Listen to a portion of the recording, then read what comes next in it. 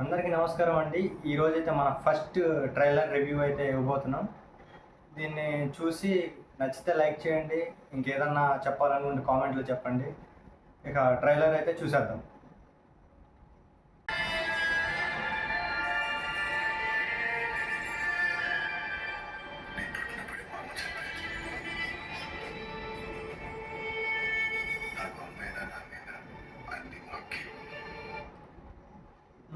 అక్క, ఈ తమ్ముడు అనే టైటిల్ పెట్టడానికి కూడా కారణం ఒక అక్కకి తమ్ముడికి మధ్య స్టోరీ అనమాట.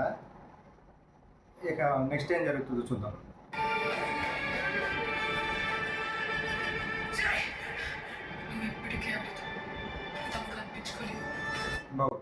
వీళ్ళకి మధ్యలో గొడవలు కూడా అవుతాయి అనుకుంటా అక్క తమ్ముళ్ళకి.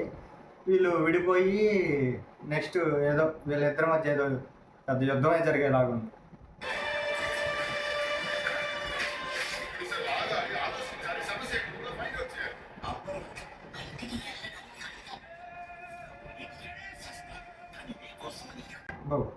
ఫారెస్ట్ బ్యాక్ డ్రాప్ కూడా ఉంది. మరి ఈ అడవిలోకి ఎందుకు వెళ్ళారు ఏంటి అనేది మనం సినిమాలో చూసి తెలుసుకుందాం.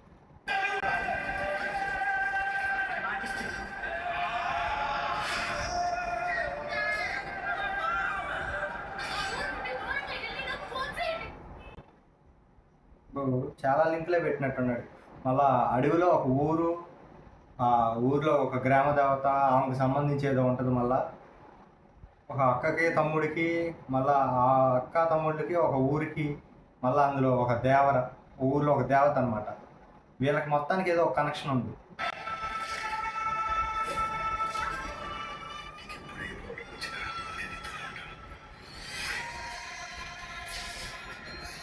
శ్రీరామ్ వేణు మొన్న మనకి వకీల్ సాబ్ తీశాడు కదా, ఆ డైరెక్టర్ ఇది తీసేది.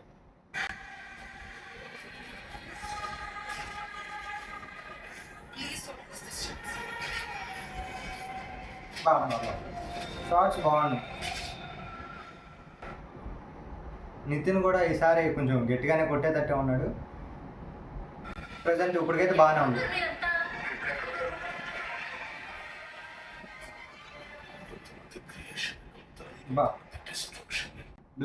బ్లడ్ బాగా వాడాడు ఈ సినిమా మాత్రం.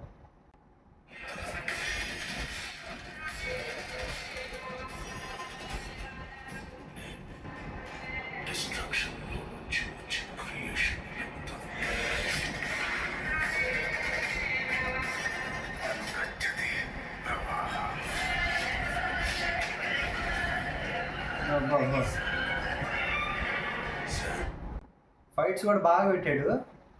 ఒక నితిన్కి ఇంతకుముందు ఎప్పుడు ఇట్లాంటి సినిమా వచ్చి ఉండదు. ఇదే తన కెరియర్ మొత్తం మీద ఫస్ట్ మూవీ అనమాట.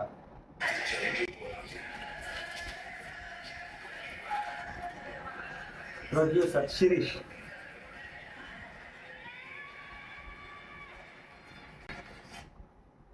ఈ మూవీకి ఏ సర్టిఫికేట్ వచ్చింది కదా, తప్పులేదు. ఏ సర్టిఫికేట్ మూవీ మొత్తం రక్తపాతం. సెకండ్ హాఫ్ మొత్తం ఇదే ఉంటుంది అనుకుంటా నాకు తెలిసి.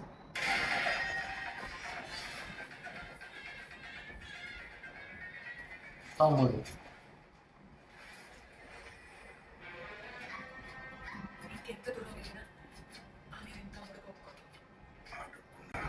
ఒక ఊరు మొత్తం వీళ్ళ మీద పడిద్ది అనుకుంటా. లాస్ట్కి క్లైమాక్స్కి వచ్చేసరికి ఒక ఊరు మొత్తం వీళ్ళ మీద పడితే తను హీరోయిన్ని కాపాడుకుంటూ వాళ్ళ అక్కనే కాపాడుకుంటూ ఎలా బతికి బయటపడ్డాడు అనేదే స్టోరీ.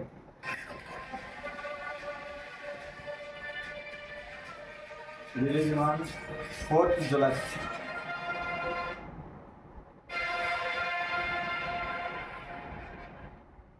బాగుంది, ట్రైలర్ అయితే బాగుంది.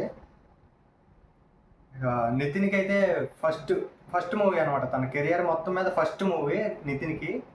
ఇక ఈ మూవీతో కొంచెం మంచి సేఫ్ జోన్కి వెళ్తాడనమాట.